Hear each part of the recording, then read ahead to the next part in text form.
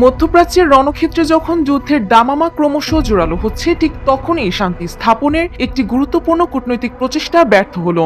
যুক্তরাষ্ট্রের পক্ষ থেকে প্রস্তাবিত ৪৮ ঘন্টার একটি স্বল্পমেয়াদী যুদ্ধবিরতি প্রস্তাব সরাসরি প্রত্যাখ্যান করেছে ইরান। শুক্রবার ইরানের আধা সরকারি বার্তা সংস্থা ফার্স নিউজ এজেন্সি বরাত দিয়ে আন্তর্জাতিক সংবাদ মাধ্যম রয়টার্স এই চাঞ্চল্যকর তথ্য নিশ্চিত করেছে।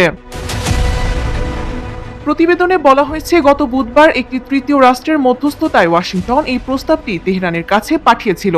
যদিও সেই মধ্যস্থতাকারী দেশটির নাম প্রকাশ করা হয়নি, তবে ধারণা করা হচ্ছে যুদ্ধের তীব্রতা কমাতে এবং মানবিক করিডোর তৈরির লক্ষ্যে এই উদ্যোগ নেওয়া হয়েছিল। ইরানের এক সূত্র জানায়, বর্তমান পরিস্থিতিতে এমন স্বল্পমেয়াদী প্রস্তাবকে তারা অর্থবহ মনে করছে না, যার ফলে তেহরান তা গ্রহণ করতে অস্বীকৃতি জানিয়েছে।